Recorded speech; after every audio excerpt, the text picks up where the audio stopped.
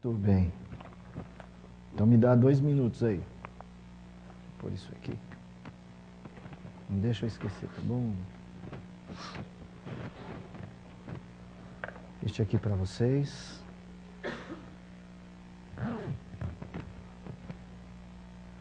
Meus irmãos, boa noite. Nós vamos começar nosso estudo bíblico desta noite. Quero convidar você a abrir a sua Bíblia em Romanos capítulo 12. Romanos capítulo 12. Hoje a nossa meditação será nesse capítulo. E o objetivo da nossa meditação hoje é fazer essa ligação entre a mente cristã e o uso dos nossos dons. O objetivo é nós crescermos no entendimento de que a mente cristã ela tem um objetivo prático na vida do crente. Sejam bem-vindos. Tudo bem com a senhora, dona Gel? Olha quem está chegando lá, o César. Faz favor, César. Já senta aqui perto da gente. O objetivo nosso, então, é entender de que essa coisa prática do uso dos nossos dons, né? De entendermos que Cristo nos dá uma nova mente para que a gente pense as coisas do alto, mas não somente para que a gente pense, mas para que a gente viva de acordo com esta nova mente cristã. E hoje nós vamos falar sobre a mente cristã e o uso dos dons. Na verdade, acho que a gente pode até extrapolar não somente para o uso dos dons espirituais, mas para o uso de todos os nossos talentos, de tudo que a nossa vida é. Ok? Então, o texto é Romanos 12, 1 e 2. Diz assim: Rogo-vos, pois, irmãos, pelas misericórdias de Deus, que apresenteis o vosso corpo por sacrifício vivo, santo e agradável a Deus, que é o vosso culto racional. E não vos conformeis com este século, mas transformai-vos pela renovação da vossa mente, para que experimenteis qual seja boa, agradável e perfeita vontade de Deus. Ok? Vamos cantar juntos o hino de número 119. 119. É a capela mesmo que nós... Não, perdão, não é o 119. Falei equivocadamente. É tua vontade. Deixa eu achar aqui qual é o hino.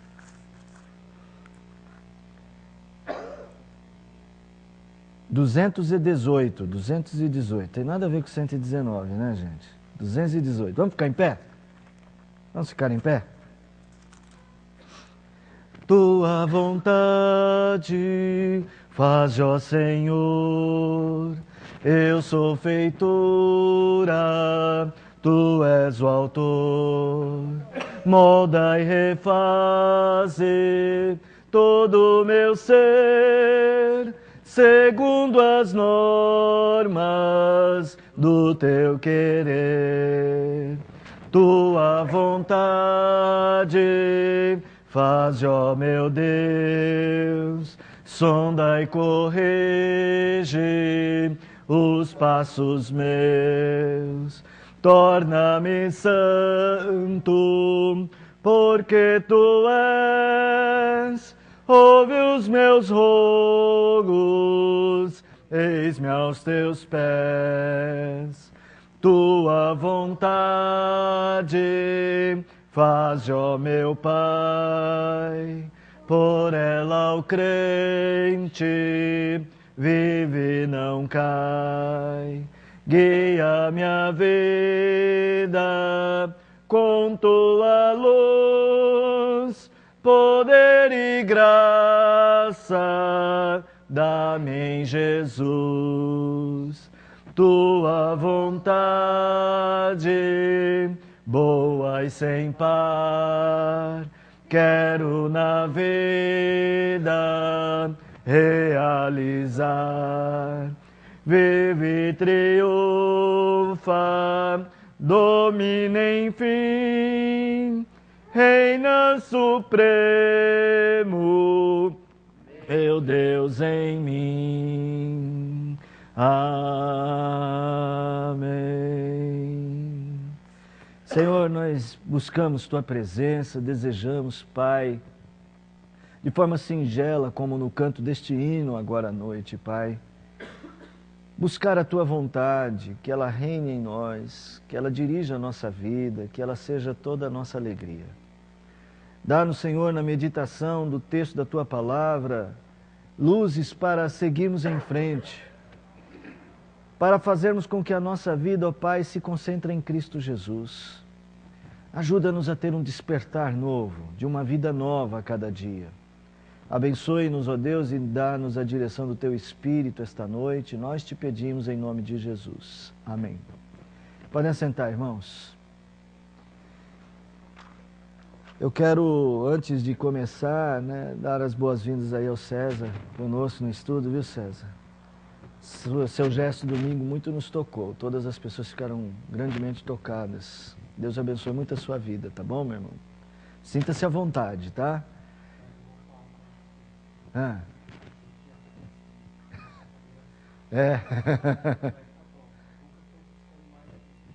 Eu vou te dizer exatamente o que eu costumo dizer para muitas pessoas que começam na fé.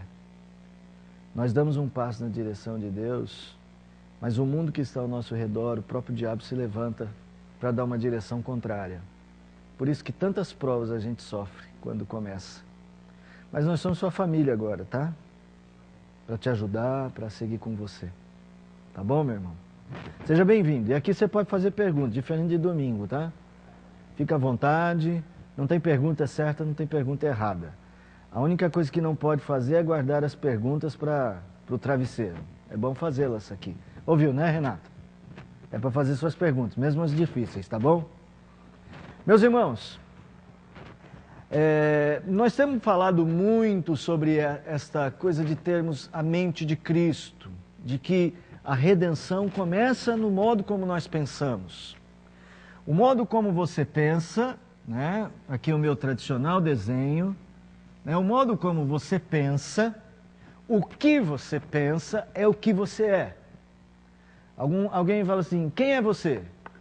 Você pode dizer, eu sou fulano, eu moro em tal lugar, eu tenho isso, eu tenho aquilo, mas você está descrevendo algumas circunstâncias do que você é. Você é realmente algo que nós não podemos saber. Porque você é um mundo de pensamentos. Vocês estão sentados aí e estão pensando coisas. Vocês vêm para a igreja e estão pensando coisas. Dentro de cada um de nós existe um universo que é praticamente inesgotável, esse universo dos nossos pensamentos. Nós temos insistido para que você entenda que foi exatamente neste ponto que o pecado te atingiu. Que o pecado atingiu a raça humana. E que então é justamente neste ponto que Deus vai agir. Mudar a nossa mente, que a Bíblia chama de nosso coração. Então mudar a mente é mudar o coração. Mudar o coração é mudar a mente. Então, quando alguém diz assim, eu entreguei a minha vida a Jesus, né? Puxa, eu tomei uma decisão, eu entreguei a minha vida a Jesus, o que a gente deve entender que essa pessoa deve estar dizendo é que agora ele pensa a vida dele, relacionando a vida dele com Jesus Cristo. Que agora ele não pode viver sem Jesus. Que ele coloca o futuro dele nas mãos de Jesus, que ele coloca o presente dele nas mãos de Jesus, que ele coloca o passado dele nas mãos de Jesus. E essa então é a dinâmica de uma vida centrada em Cristo Jesus. Quando nós não temos Cristo em nosso coração, em nossa mente, quando Ele não está presente lá, alguém tem que dominar, não é isso? Quem é que domina? Quem é que domina? O mundo? O pecado? A Bíblia diz que o pecado reina. E nós vamos chamar que o grande pecado que reina em nossa mente é o pecado do egocentrismo. O homem centrado em si mesmo. Porque assim, gente, vamos falar do diabo. A despeito de alguém dizer assim, eu adoro o diabo, a maioria das pessoas não adora o diabo. A maioria das pessoas entendem, mesmo quem não crê em Deus, que o conceito diabo é um conceito ruim. Quando eu digo, quem é que reina numa mente sem Cristo, vai ser o diabo. De que jeito? O diabo, ele não é exatamente uma busca da pessoa. Como é que ele reina? Ao tirar Deus do foco da sua vida e colocar o ego. Já percebeu que a maior parte das pessoas vive somente para si mesmas? Pensam somente em si mesmas? Buscam somente os seus interesses? Às vezes ela pensa no próximo, mas isso sempre tem um limite, desde que o pensar no próximo não me prejudique. Ou eu estou exagerando? Ou as pessoas não são assim? São ou não são? Tem certeza? No geral, os seres humanos são egoístas. Nem sempre é um egoísmo mau, exagerado, de só pensar em si mesmas. Às vezes elas fazem coisas para outras pessoas, mas eu sempre digo, o limite delas é desde que não cause problemas para elas mesmas. E aí então Jesus, abra aí comigo, 1 João, lá aquela primeira carta que nós já estudamos juntos uma vez. 1 João, capítulo de número 3, verso 15, 16. Você lê pra gente, André? Aí você lê no microfone, tá bom, André? 1 João 3, 15 e 16.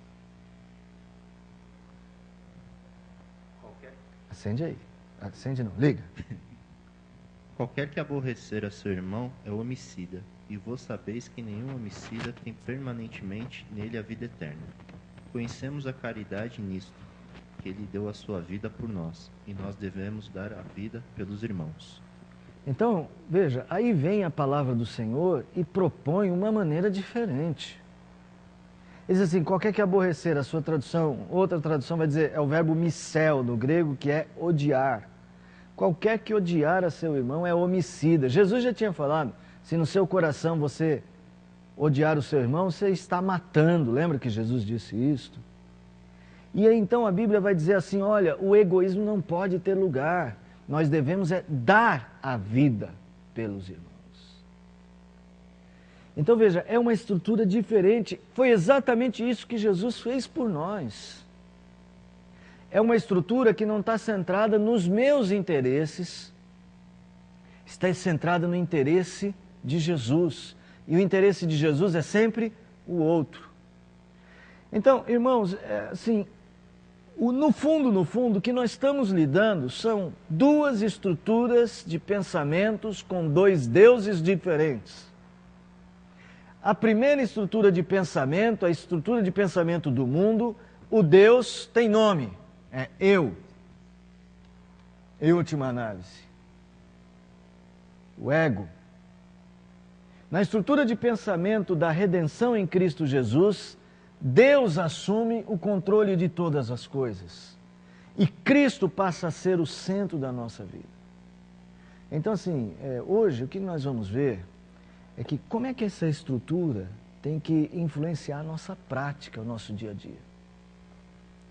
Porque uma coisa é eu dizer assim, eu sei que é assim que eu tenho que pensar, Cristo é o centro de tudo. Mas como é que a gente faz isso nas coisas do dia a dia? Então vamos lá para Romanos, capítulo de número 12, e nós vamos procurar estudar. Hoje eu acredito que nós teremos um encontro rápido, né? Não pretendo ser muito exigente nesse momento, né, de muitos detalhes, mas dar a ideia geral desse texto para vocês. Tudo bem? Vamos lá. Marcelo, lê de novo para a gente aí, Romanos 12, 1 e 2. Passa lá para trás ali para o Marcelo. Romanos 12, 1 e 2. Tem que ligar aí. Tá não? Então pode ler. Som. Irmãos, pela misericórdia de Deus, que apresenteis o vosso corpo por sacrifício vivo. É o do racional. E não vos conformeis com este século, mas transformai-vos na vossa mente, para que experimentei qual seja agradável e perfeita. Perdão, Oséias, um apagador. Tá bom? Então vamos lá, preste atenção. O apóstolo Paulo, ele começa o texto dizendo assim: rogo-vos, pois, irmãos, e esse rogo-vos, pois, a ideia, ele vai apontar para o que ele disse antes.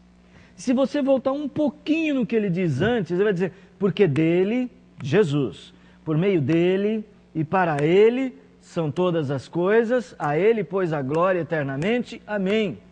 Então Paulo veio escrevendo nessa carta aos Romanos e chega à conclusão que Cristo é o centro de tudo.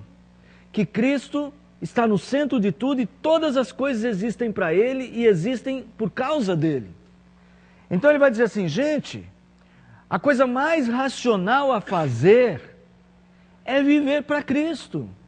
E ele vai chamar isso de culto racional. Eu até, por muito tempo, eu fiquei pensando, o que será que significa essa ideia de culto racional, né? Esse culto lógico. Até a palavra grega é logiké. Por que ele usa essa expressão? E eu chego à conclusão de que, na verdade, ele está dizendo o seguinte, se Cristo é o centro de tudo, se Cristo é para Cristo que tudo existe, se Ele, como Filho de Deus, ou como o próprio Deus, é o centro do universo, tudo que você fizer tem que girar em torno dele. Essa é a coisa mais lógica a se fazer. Vamos dar um exemplo de coisas lógicas a se fazer. Se você está muito doente, qual é a coisa lógica a se fazer? Médico.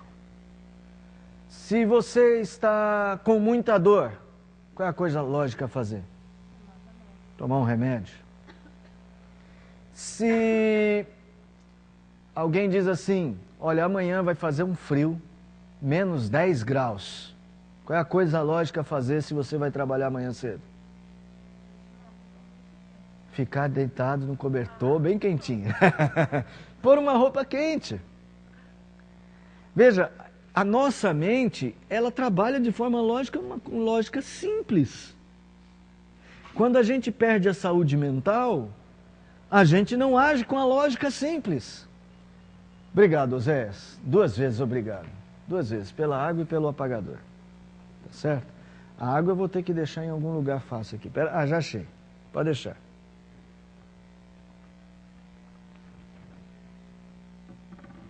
Então veja, quando a gente perde a saúde mental, nós tendemos a não agir pela lógica simples, nós tendemos a confundir.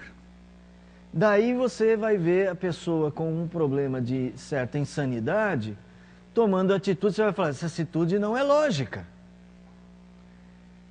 Então, para que você compreenda o que é que Paulo está dizendo. O que Paulo está propondo é, se Cristo, se é para Cristo que todas as coisas existem, porque por Ele, por meio dele, né? Porque dele, por ele e para ele são todas as coisas. Então a coisa lógica de Paulo é que você viva isto. A melhor maneira de você adorar a Deus é você fazer tudo da sua vida se voltar para Jesus. Mas como?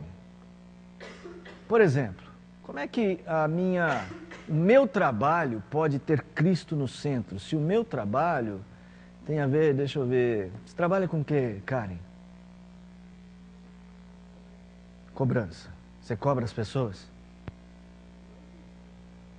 É? Então vai lá. A Karen trabalha com cobrança. Trabalhar com cobrança, tem como trabalhar com cobrança e centrar esse trabalho em Cristo? Como é que vocês sugerem que isso seja possível? Será que ela não tem que se concentrar só no trabalho dela e pronto? Teria condições desse trabalho dela, de alguma maneira, ter Cristo como centro? Fazer corretamente já é um bom começo. Então, quando a Karen faz tudo certo lá no serviço de cobrança, ela cumpre as responsabilidades dela, ela, na mente dela, ela vai falar, estou fazendo isto para Cristo. E essa é a orientação do Novo Testamento. Abra aí comigo, vamos lá. Texto para vocês decorarem, hein? Esses textos que eu sempre repito. É texto para você saber, porque isso tem muito a ver com a sua vida do dia a dia, todos nós. Por exemplo, Pedro, quando escreveu, no 1 Pedro, capítulo 2, verso 18 e 19.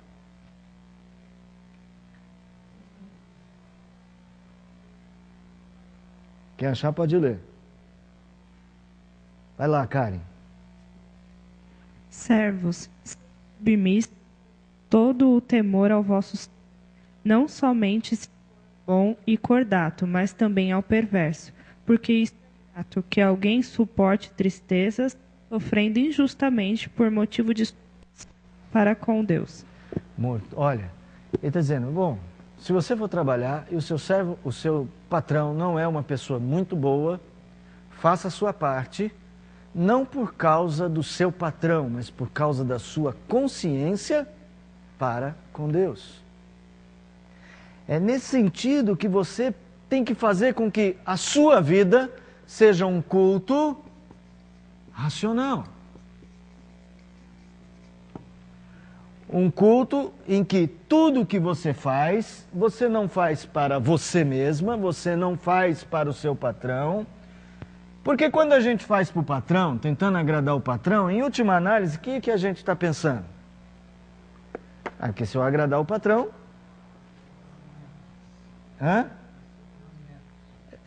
se eu agrado o patrão, ele não me manda embora. Se ele não me manda embora, eu fico bem. É o que se espera. Não é isso? Então assim, veja, você trabalha não só pelo dinheiro. Nesse sistema que Deus estabeleceu como sistema certo, o sistema da redenção, nós não trabalhamos por dinheiro. Não é o dinheiro que é o nosso objetivo. Pastor, não serve para mim não, porque eu trabalho para ganhar dinheiro. E eu quero um emprego melhor. Para ganhar o quê? Mais dinheiro.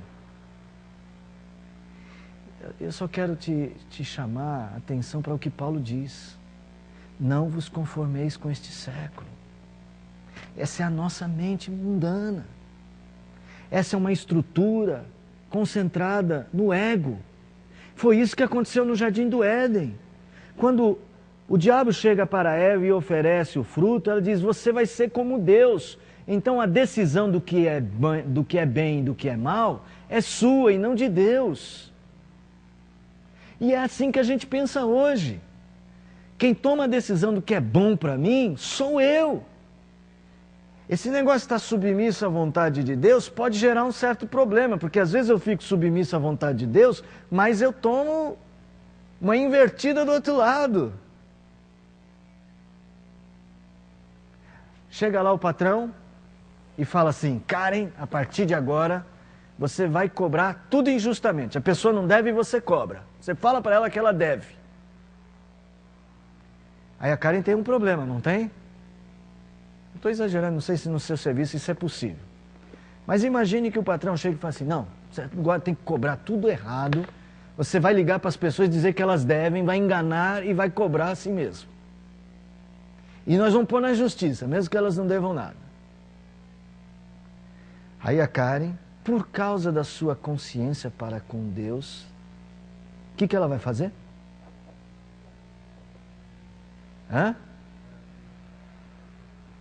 Quem abriria a mão? Já fez isso? Quem abriria a mão? É decisão fácil? Decisão fácil não é, né? E se o patrão chegasse para ela, e Karen, como isso é um negócio que, se acontecer, é só lucro, vamos fazer o seguinte, 50% para a empresa, 50% para você.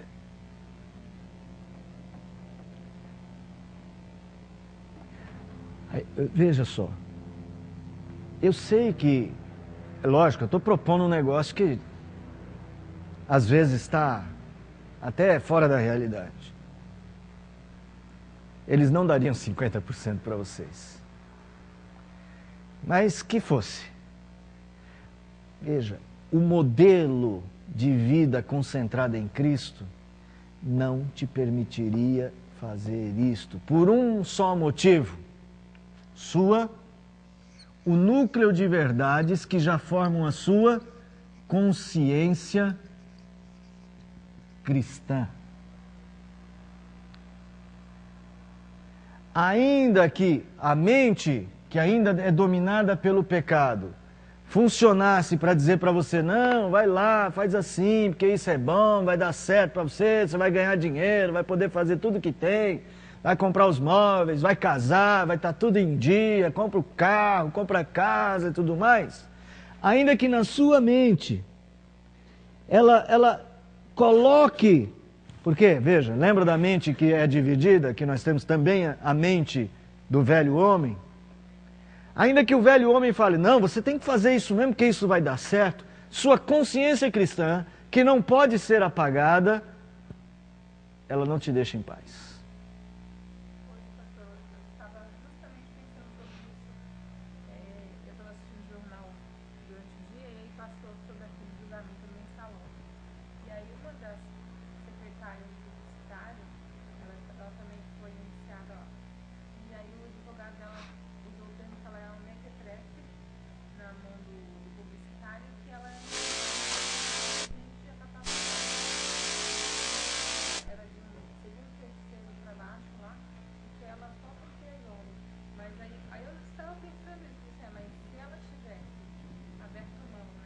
Uhum.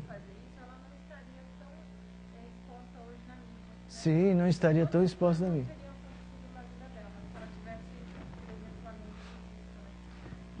Boa noite, sejam bem-vindos, viu? Sejam bem-vindos. Veja só, nós temos que, quando você se torna um cristão, quando você dá um passo na direção de Jesus Cristo, a proposta de Deus é que Cristo passe a ser aquele que domina suas ações. Mas as ações são suas, frutos da sua consciência. Eu conheço uma secretária, não sei se vocês lembram daquele senador, não sei o que, Estevão, um que foi defenestrado lá do... Como é que era o nome dele, gente? Aquele... Luiz Estevão. Eu conheço a secretária do Luiz Estevão, na construtora que ele tinha aqui em São Paulo, e que ele chegou para ela e falou assim, você vai fazer um depoimento a meu favor? E ela disse, eu não vou porque é mentira. E ele a mandou embora sem direito algum, está até hoje na justiça. Ela perdeu muito. Mas ele disse, você não vai se incriminar, você só vai falar que eu estava em tal lugar, em lugar de estar naquele outro, isso não faz diferença alguma. Ela disse, é mentira, não vou falar. Para falar a verdade, eu não sei exatamente qual era o contexto. Mas ela disse, não vou depor a seu favor. Ela é membro dessa igreja. Fala, meu irmão.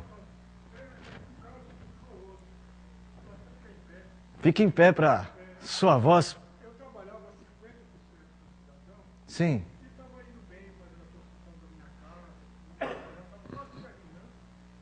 Por aí que o rapaz chega e fala para mim, Adalto, nós estamos pagando muito de imposto. Eu queria que você pudesse o dobro do papel capô. A nota de 25, a que vai para a prefeitura, vai para 2,50. Eu disse, José, o sinal tem que ter o dobro. Eu não faço isso. Não levou 2 meses, eu fui para rua. Perdi os 40. Você está vendo? Eu orei ao Senhor, que eu não tinha nada em casa. Quem conhece a ladeira da Constituição, chega da 25 de maio. Ah, eu conheço. Pois é, eu fiz oração para o Senhor. Não tenho nada em casa, a minha vida está em tuas mãos, seja feita a tua vontade. Quando eu chego no cruzamento lá, encontro um colega de profissão. O Adalto foi de ontem em conta, eu disse, por quê? Eu tenho 2 bicos para fazer, eu não consigo fazer os 2. Você quer fazer isso? Que bacana. Cheguei em casa com dinheiro que fiz uma conta, não é exagero, viu? Graças a Deus. Graças a Deus. Então veja, irmão Adalto, seu exemplo é muito propício. É muito difícil a gente tomar uma decisão de perder. Mas essa é a proposta de Jesus Cristo. A proposta de Jesus Cristo não é para você perder. A proposta de Jesus Cristo é para que a sua mente funcione na estrutura correta, que é Ele sendo o Senhor da sua vida. Porque normalmente o Senhor da nossa vida, eu volto a dizer, somos nós mesmos, é o que a gente chamamos de ego. Só fazemos o que nos interessa. Então, voltando para o texto de Romanos, ele vai dizer, não entrem nesse modelo de vida que é deste século, não vos conformeis com isso. O melhor jeito de adorar a Deus é aprender a fazer as coisas do jeito dele. Ainda que doa. Você sabe por que muita gente não segue a Jesus? Há alguns motivos, mas um deles é porque muita gente não quer abrir mão de si mesmo. Quando alguns casos que a gente vai tendo ao longo da vida, a pessoa tinha uma dificuldade muito grande com um pecado pessoal, de um tipo de vida de adultério. Mas ele estava constrangido de que aquela vida não podia continuar daquele jeito e ele precisava de vida eterna com Jesus. Mas ele falou, mas eu não posso, porque não queria abrir mão. Vamos pegar um caso bíblico, o jovem rico. O jovem rico tinha bens em grande quantidade. Quando Jesus Cristo propôs para ele, deixa isso e me segue, ele não quis. Porque isso ia de encontro com o eu. Às vezes o nosso problema é que nós não queremos largar o osso chamado ego. Então Paulo está trabalhando esse texto dizendo, olha, se todas as coisas são para Cristo, a coisa mais lógica a se fazer é viver para Ele, independente do que nos cerca. É uma proposta de vida. O cristianismo é uma proposta de mudança de vida, de jeito de pensar as coisas. Uma outra maneira da Karen transformar o serviço dela um serviço centrado em Cristo. Não só fazer as coisas corretamente, mas, por exemplo, ter a consciência de que tudo que nós temos vem dele. De saber que sem Cristo eu não teria aquilo. Porque lembra o que Paulo disse? Porque por dele e por meio dele são todas as coisas. Não existe nada que aconteça para você, para mim ou para qualquer pessoa deste mundo que não tenha a ver com Cristo, mesmo para quem não reconhece. Quando sai o sol, quem é que manda o sol? Deus. Mas e para quem não acredita em Deus, quem é que manda o sol? Deus também. Mas se eu não acredito em Deus, como é que o sol vem de Deus? O sol vem de Deus porque essa é a realidade. O que a Bíblia diz é que Cristo é a única realidade. E o que ela diz? Que hoje Cristo está no centro de todas as coisas. No centro da sua vida. Do que você tem. Tudo vem dele. Ainda quando você não reconhece. O jeito dela fazer o serviço dela, centrar-se em Cristo, é ela a cada dia que chegar lá, falar, isso veio do Senhor. É receber o salário. A vida centrada no ego, quando o salário vem no final do mês, quem foi que ganhou? Eu. Eu trabalhei para ganhar. A vida centrada em Cristo, quando o salário vem no final do mês, ou no início do mês, do outro mês, o que é que a gente pensa? De onde veio o salário? De Cristo. Ser um cristão é viver na dependência. Irmãos, eu não sei se eu estou exagerando em repetir tanto este conceito. Está claro para vocês isso? Pode fazer pergunta. Alguma pergunta? Alguma pergunta? Mas aqui não é fácil, assim, viver dessa maneira. Eu não disse que era fácil. Eu disse que essa é a maneira. Se é fácil ou não, Não é fácil. não é fácil. Porque, por exemplo, na empresa que eu trabalho com recursos humanos e é muito difícil, porque parece que quanto mais você vai trabalhando nesse modelo, as pessoas desconfiam da sua bondade, porque as pessoas que estão ao nosso redor, elas trabalham tanto com a maldade, que quando elas veem uma pessoa que trabalha, Sim. elas acham que ou você está sendo muito falsa, ou que você não Exatamente. A cabeça das pessoas, veja, o modelo no qual nós vivemos, que a Bíblia chama de modelo que jaz no maligno. O modelo maligno, Deus não é o centro de nada, até para quem tem religião, até para muitos crentes. Deus é uma parte da vida, então de vez em quando no domingo eu vou. Aí eu falo com Deus, aí depois eu vou viver a minha vida. Então é o jeito que as pessoas pensam. E se você diz, não, tudo que eu faço para Cristo, elas acham que isso é um excesso de religiosidade. Porque esse não é o modelo deles. É por isso que Paulo fala, não vos conformeis com este século, mas transformai-vos pelo modo como vocês pensam, a renovação da vossa mente. Vai lá, minha irmã, Célia. As pessoas percebem isso. Percebem o quê, Célia? A diferença. Porque, a princípio, eu acho assim, vai para uma cidade, está querendo agradar o chefe ou qualquer coisa parecida. Mas, ao longo do tempo, eles percebem que não é diferente. Sim, verdade. Eu vou dizer, e é justamente onde a gente vai chegar aqui. As pessoas percebem. O pessoal que está no som, acho que aumentou o volume, né? Ficou bem alto aqui. Se der para baixar aqui, porque não precisa de tanto volume. Olha só, as pessoas percebem que você não é falso, mas tem um momento certo. Nós vamos chegar lá. Você vai me lembrar disso já já. Eu queria assim, vocês entenderam o conceito que a Bíblia apresenta de vida?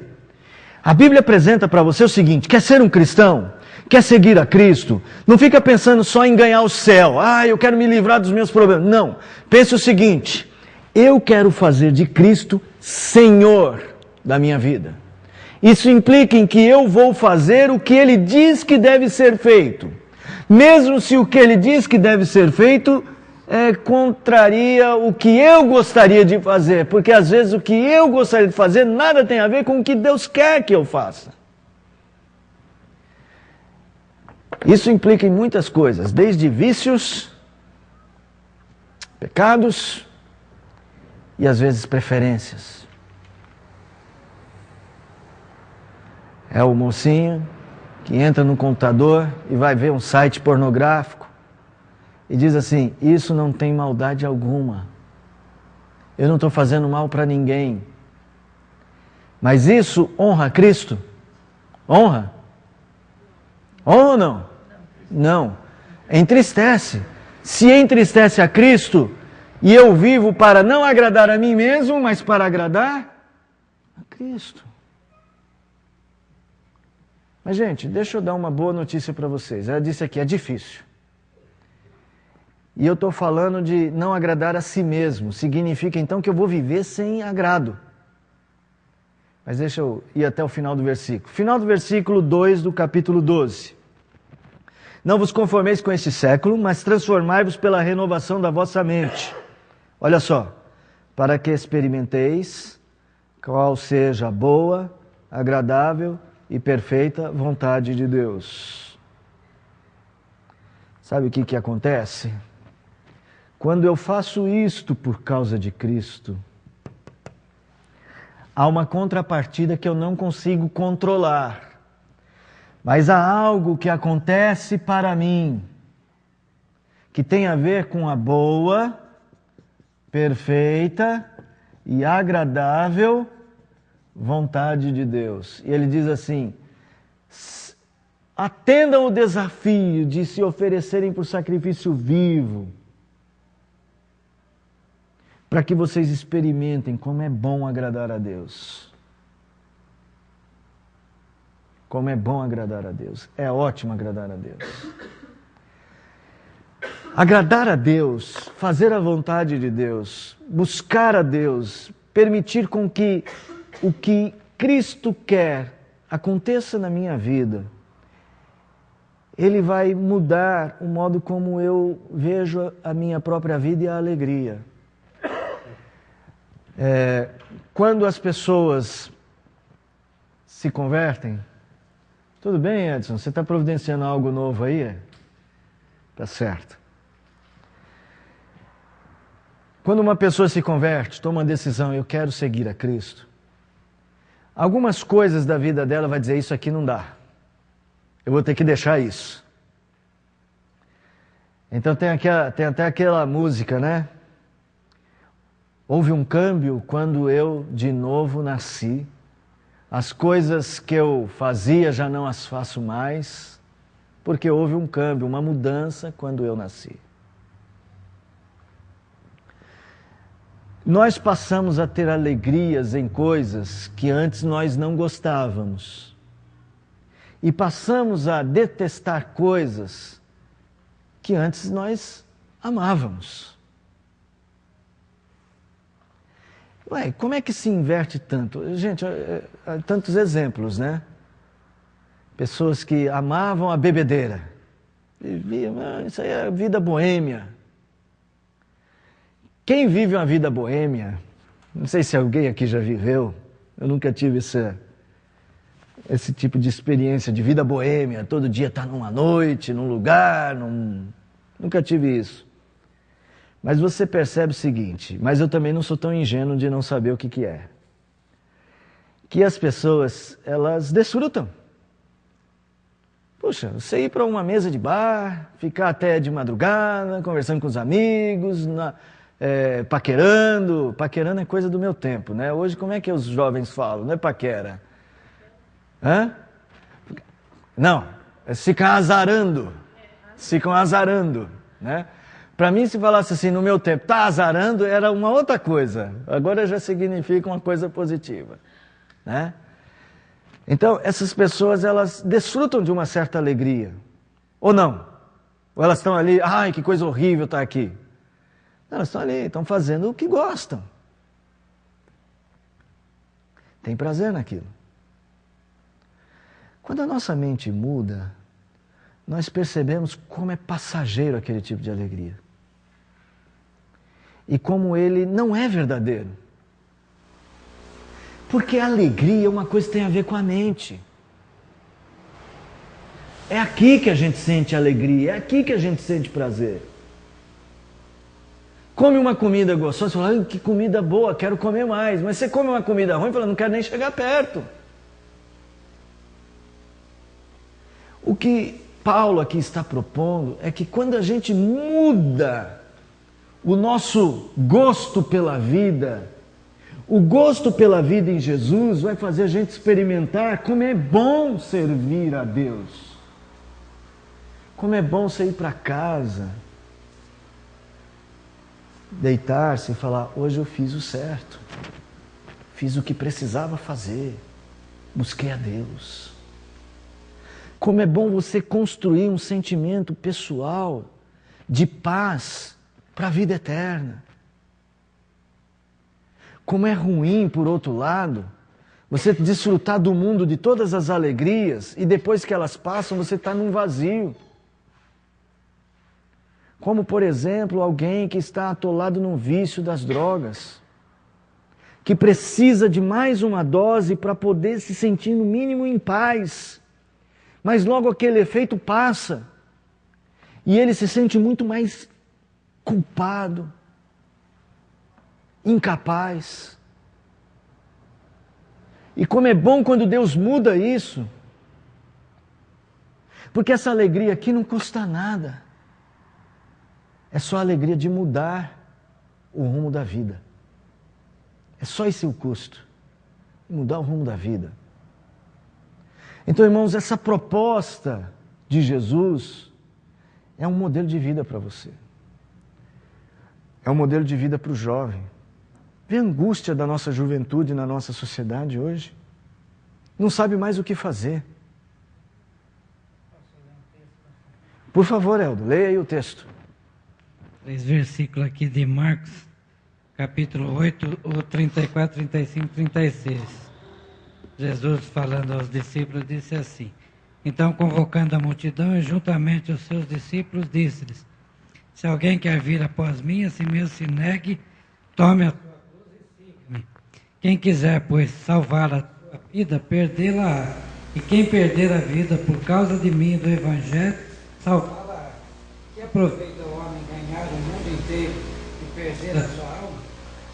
Muito bom texto escolhido. É exatamente essa a proposta. Ele fala assim, aprenda a ganhar perdendo. Aprenda a dizer não para si mesmo, dizer sim para Deus. Então, assim, é difícil, mas é tão gostoso. Eu imagino que se você teve dificuldade para fazer isso, e você disse que um dia abriu mão do seu serviço, abrir mão de um serviço para fazer isso, como o seu Adalto ali já testemunhou, abrir mão de dinheiro que eu precisava, mas como foi bom logo depois perceber que Deus não desampara. E como é bom a gente ir para casa e falar, fiz o que é certo. Ainda que seu Adalto não tivesse logo em seguida arrumado o bico, que ele tivesse ido para casa, tivesse que dizer para a família, olha, não tenho o que comer. Não tenho o que comer porque hoje eu não quis fazer o que Deus não gosta, então vou ficar sem comer hoje. Mas como é bom ficar de barriga vazia, mas de consciência em paz. É lógico, porque é uma libertação para a nossa alma. É uma libertação da mente. Não tem nada pior que uma consciência pesada. Já estiver de consciência pesada? Já? Marido briga com a mulher, fala uma coisa que não deve e vai para o trabalho. O que acontece com ele? A mente fica, que besta que eu sou, não devia ter feito isso, maltratei. Agora está ela lá, triste por minha causa. Passo o dia inteiro pensando, a melhor coisa que eu digo é pega o telefone e liga, amor, perdão. Exagerei. Alivia, não alivia? Vocês já devem ter feito alguma coisa parecida. Namorado não faz isso não, Karen? Namorado não trata mal namorada, né? Só coisa boa, né? Não fala nada errado, não tem nenhuma palavra dura. Eu namorei com a minha esposa, que vocês conhecem, a Márcia, 7 anos e meio. Então teve tempo para tudo isso aí, coisa boa e coisa ruim. Né? Palavras boas e palavras ruins. Mas como dói a consciência da gente? Consciência pesada é uma coisa terrível.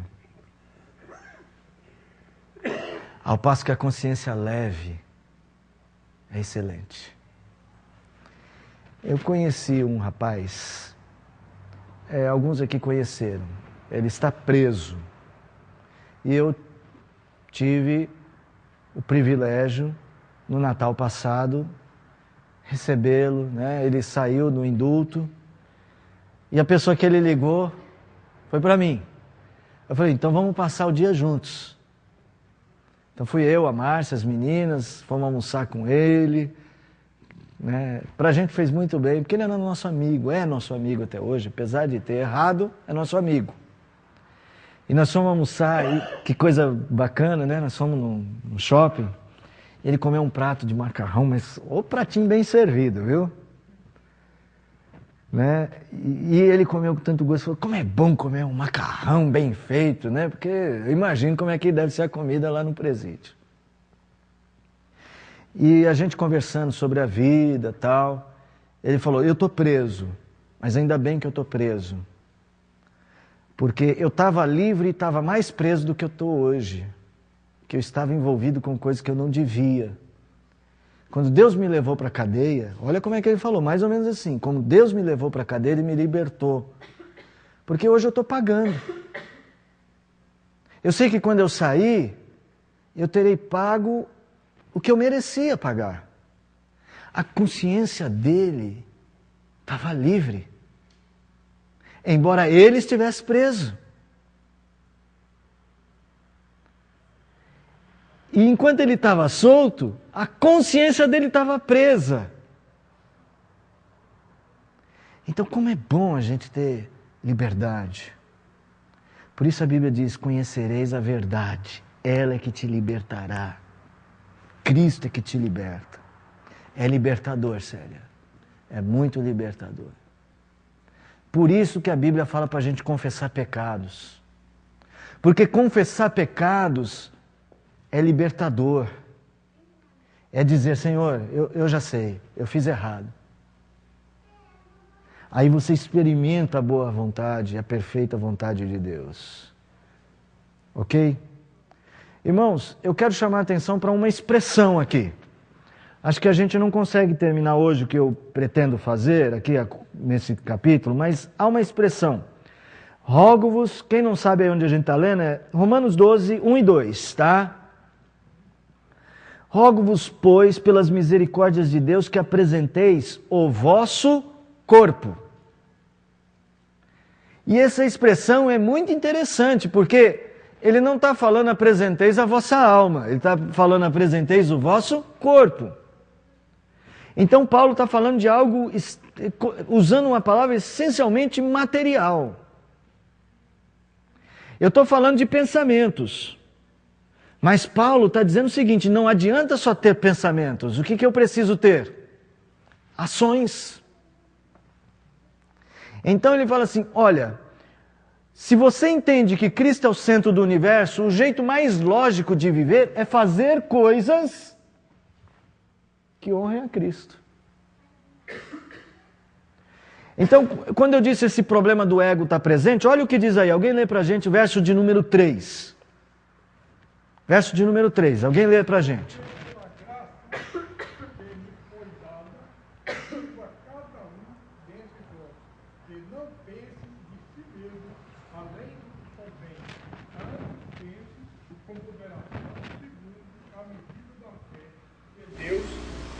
Repartiu a cada um.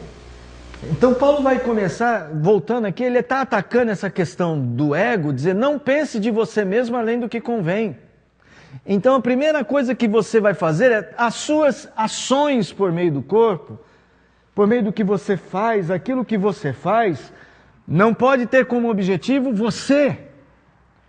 E então entra uma regra bíblica maravilhosa, que é a regra que nós fazemos coisas para o bem dos outros. Você quer experimentar a boa vontade de Deus, a agradável vontade de Deus, a perfeita vontade de Deus? Quer apresentar a Deus a sua vida como sacrifício lógico, culto racional? Então não viva para si mesmo. Viva para o seu próximo. Aprenda essa regra bíblica. No mundo, como é que as coisas funcionam? A gente vive fazendo de tudo para os outros nos ajudarem, nos servirem. No reino de Cristo, Cristo disse assim, o maior é o que serve o próximo. E isso aí você pode levar para tudo na sua vida. Leva para o seu casamento, por exemplo. Está aqui o esposo feliz. Né? Além de tudo, esposo, papai. Feliz. Quer levar para o seu casamento essa regra? Viva para sua esposa. Que a alegria, o crescimento, o despertamento da vida dela seja o seu objetivo de ser marido. E quando ela estiver feliz, alegre, contente-se na felicidade dela. E vice-versa. Porque, via de regra no mundo, as pessoas se casam, como diz aqui o pastor Abel, sempre repete, né? Casam para serem felizes. Mas o ideal é casar para fazer o outro feliz. Você é pai. Se você é pai, tome muito cuidado com aquele tipo de paternidade, pai ou mãe, em que você exige que seus filhos vivam para a sua felicidade. Então é aquele pai, aquela mãe que tem que estar tudo do jeito que ele quer. Uma perspectiva de que felicidade é estar do jeito que eu quero e nunca se importa exatamente com o que passa na mente do filho. Quer ser um bom pai? Viva para o seu filho. Invista na vida dele. Quer ser um bom filho? Olha como essas coisas são excelentes. Sempre parte de você para o outro. Quer ser um bom filho? Quer ter uma vida boa de filho? Pense na felicidade dos seus pais. O que agradaria meu pai? Se todos nós, nesses convívios familiares e em todos os relacionamentos, usássemos essa regra de não pensar em si mesmo além do que convém, nós teríamos saúde nos relacionamentos. Olha só para vocês terem uma ideia. Aí no capítulo de número 12, verso de número 18. Alguém lê para a gente.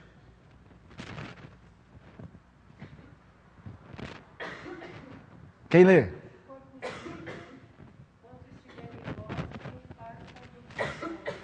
Se possível, quanto estiver em vós, quanto depender de vós, tende paz com todos os homens. Depende de quem?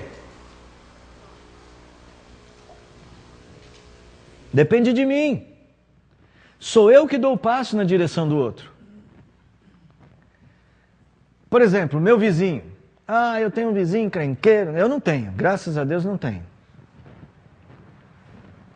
Nós não temos lá, né, pai? Vizinho encrenqueiro. No meu pedaço lá. No seu lá tinha uma vizinha encrenqueira, né? Não, Aquela do lixo?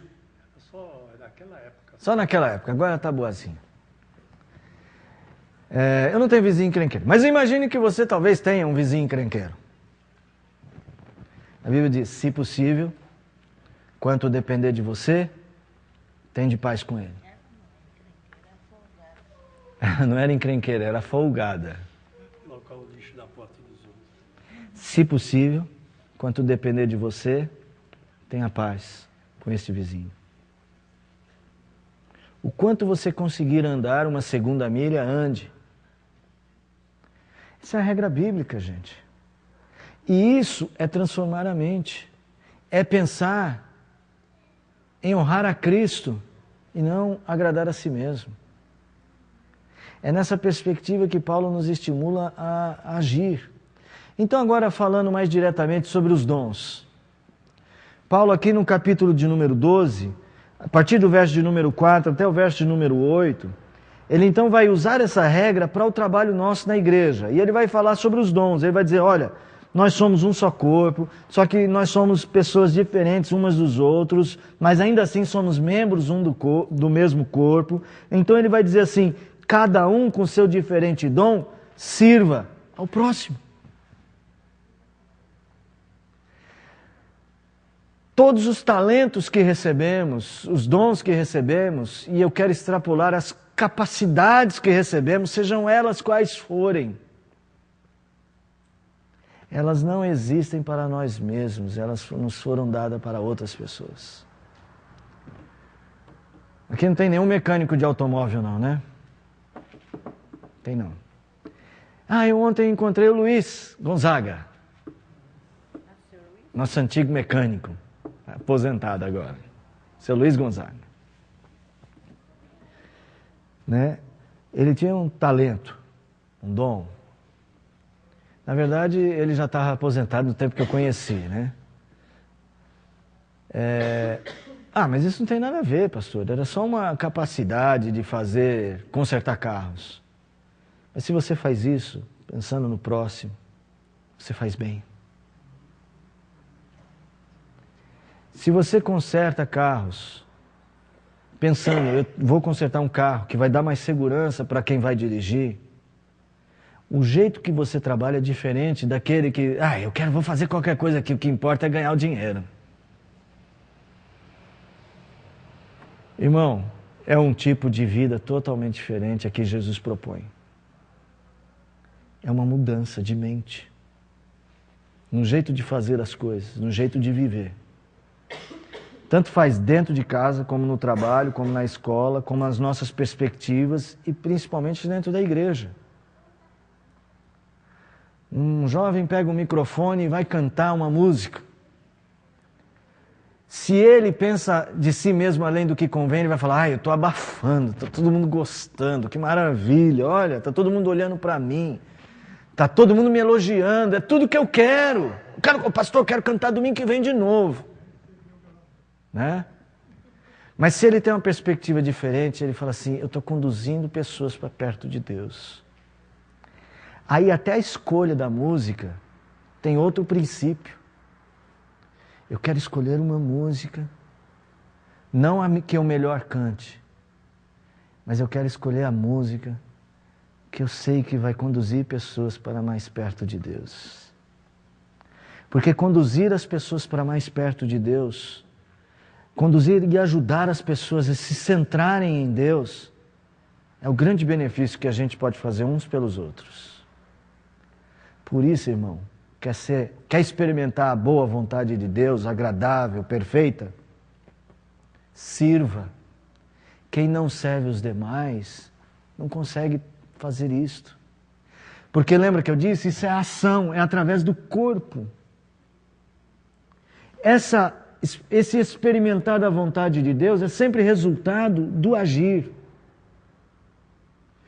Quando eu sirvo a igreja com os meus dons, sabe onde é que eu experimento a boa vontade de Deus? É no seu crescimento. Como é prazeroso para mim ver, por exemplo, um crente raciocinando biblicamente as coisas que a gente ensina. Como traz alegria a gente ver as pessoas mudando. Ou na igreja, tantos talentos, né? Vamos pegar lá a interpretação do culto na língua brasileira de sinais. Imagina que o Saulo, a Tati, a Kari, os irmãos que forem estudar agora, fazerem o curso, começa agora, eles já poderem interpretar e de repente 2 bancos aqui só com surdos, 3 ou 4, não sei, só com surdos, e eles conhecendo a Jesus, e eles tendo a alegria de ouvir as coisas de Jesus, e serem instruídos, como que, quem está ganhando são eles, porque eu estou usando o meu talento, mas a satisfação de ver a boa, agradável, perfeita vontade de Deus se realizando é uma coisa indizível. Como é bom servir a Deus sem desejar nada, só o prazer de agradar a Deus. Isso volta para nós de muitas formas. Quem serve a Deus para receber bênçãos não está fazendo isso. Mas quem serve a Deus porque entende que Deus é tudo, e se Ele é tudo, eu dou tudo para Ele, aí vai aprender, vai desfrutar melhor. Olha, o convite da Bíblia é para uma vida centrada em Deus. Essa é a nossa fé. Nós cremos que Cristo é tudo. Cristo está no centro de tudo. Você quer aprender mais sobre isso? É isso que se ensina aqui, é isso que a gente quer buscar. Ah, pastor, mas a gente consegue fazer isso totalmente? Nós estamos aqui para isso. Talvez a gente tenha muitas falhas ainda. Talvez você ainda tenha muitas falhas, você tenha dificuldade. E uns têm mais dificuldades que outros. Tudo bem. Como diria o Maurão, todos no mesmo barco, na mesma direção. A ideia é essa, que sejamos uma comunidade de fé concentrada de fazer a vontade de Jesus Cristo. Como? Servindo uns aos outros. Daí a importância de você não ficar parado aí, sem fazer nada. Você dá um passo na direção do seu próximo. Você ajudar o seu próximo. Eu só vou dar uma última palavra. Na igreja, as pessoas pensam que as únicas coisas que tem para fazer tem a ver com música. Às vezes eu tenho essa impressão, ou com música ou com aula. O dom na igreja tem que ser música ou aula. Tem que pregar, ou dar aula de escola dominical, ou para criança, ou para adulto, ou tem que cantar na música, num coral, num conjunto, aí está servindo a Deus. E eu vou dizer para vocês que existem tantas outras áreas na igreja descobertas, porque não há quem faça. Eu vou dar um exemplo. Os doentes, que não podem vir. Se houvesse um despertar de pessoas que têm o dom de socorro, que é o dom de se aproximar de pessoas em necessidade, para fazer uma visita, para dar um calor humano. Né? Ontem, por exemplo, tive a oportunidade, fui visitar uma pessoa no hospital que vai fazer uma cirurgia, e ela falou assim, ai, que bom, tem alguém aqui, queria conversar e conversar. Eu precisava de uma visita para me sentir mais calma, para fazer a cirurgia. E às vezes, as pessoas passam dias em situação que alguém poderia socorrer e não socorre. E este é um tipo de serviço necessário numa igreja. Isso é servir ao próximo. Servir pessoas idosas. Nós temos pessoas idosas que a própria família não visita. Porque a família não cuida adequadamente. E que se você tivesse a disponibilidade, pelo menos uma vez por mês, estão sendo bem light, ir à casa dessa pessoa, conversar com ela. Uma pessoa nessa situação ligou aqui para a igreja para pedir um favor, e nós temos a secretária Renata. A Renata, para quem conhece, a Renata é uma pessoa muito gentil. Renata conversou uns 20 minutos com ela, ela terminou a ligação falando assim: Renata, foi tão bom falar com você, porque nem no Dia das Mães eu conversei com ninguém, no Dia das Mães não conversei com ninguém. Ninguém me ligou no Dia das Mães, tendo filhos. E esses são serviços na igreja. Agora, esse serviço não aparece, pastor, ninguém vai saber. Está aí, o problema não é esse. Primeiro, Deus sabe. Mas não é nem para Deus saber, embora Deus saiba. É fazer pelo outro. E a vontade de Deus, você vai experimentar como é boa, perfeita e agradável. Quem já fez uma visita, assim, para alguém com necessidade. E tem tantas outras coisas, né? Eu tive o privilégio de pregar na casa, como é que chama? Fundação Casa, lá em Guaianazes, numa formatura dos internos. Como a gente sai assim, lógico, é um ambiente diferente do que a gente está acostumado, mas como a gente sai satisfeito, ter feito alguma coisa, não fez muita coisa não, né? Mas a gente sai minimamente feliz. Como isso preenche a gente, é tudo que a gente precisa. Agradar a Deus e fazer a vontade de Deus, o serviço do Senhor. E há muita coisa para ser feita, irmão. Há muita coisa para ser feita. E de repente você pode fazer. Então eu quero chamar vocês a pensar dessa forma. Apresentar o vosso corpo. Ações concretas de serviço a Deus, servindo o próximo, sem desejar nada em troca, só a vontade de servir, embora você vai ganhar. Eu estou prometendo que você vai ganhar, mas não é para que a promessa seja maior que a necessidade. Não sei se você entende. Porque eu tenho até medo de dizer você vai ganhar, porque as pessoas vão fazer porque, lógico, quero ganhar. Não.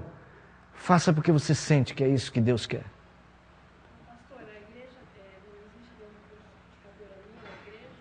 Aqui na igreja local não, mas se você quiser e tiver vontade, nós podemos indicar. Eu quero, eu sempre tive vontade. Então nós vamos indicar. Você vai procurar minha mãe e ela vai te indicar. Que ela faz capelania. Tá bom? Embora eu queira que a gente tenha um curso de capelania. Eu tenho pensado. Que legal, Sam.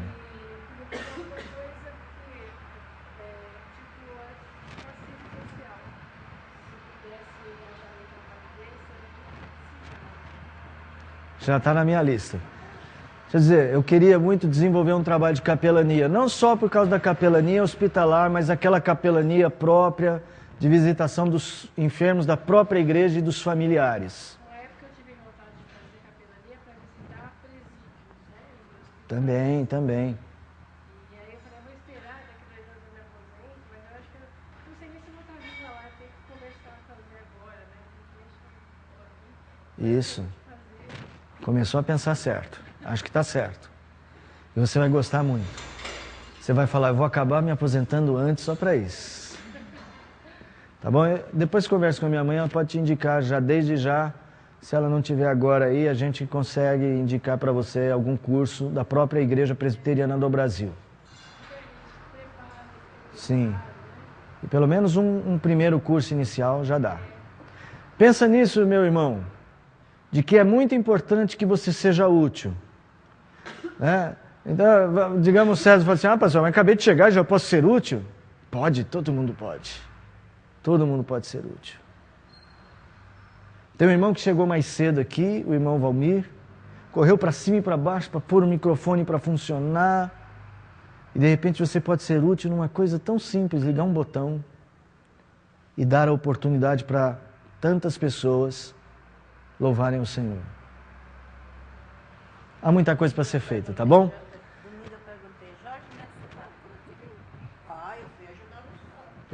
Tem que ser útil mesmo. E mais para frente a gente vai falar um pouco do capítulo 13 e do capítulo 14, sobre qual é o ambiente que a gente deve preparar para conseguir servir ao Senhor. Existe um ambiente que a gente precisa preparar. Não adianta só preparar a mente. Nós temos que preparar um ambiente para esses pensamentos se desenvolverem. A semana que vem a gente fala sobre isso, tá bom? Alguma pergunta do que vimos hoje? Tranquilo? Despertamos aí algumas vocações, né? Já tem ali uma vocação para capelania, de repente aparecem outras. Tá certo? Que Deus muito abençoe. Vamos ficar em pé e vamos orar? Deixa eu cumprimentar os visitantes. Fala o seu nome, por gentileza. Ivanete. Edivanete. E o seu? Como? Amadeus. Já tinha vindo, né, Amadeus, aqui? Vieram, né? Que Deus abençoe. Sejam bem-vindos. Muito obrigado pela visita, tá bom? Que Deus... São de alguma igreja? Ministério Salém. Já ouvi falar. Perto do cemitério, né? Já ouvi falar desse ministério. Será que era do menino, do Paulo, do Paulo Eduardo? Acho que sim, né? Eu já ouvi falar, não estou bem lembrado de onde. E o irmão de alguma igreja? Não?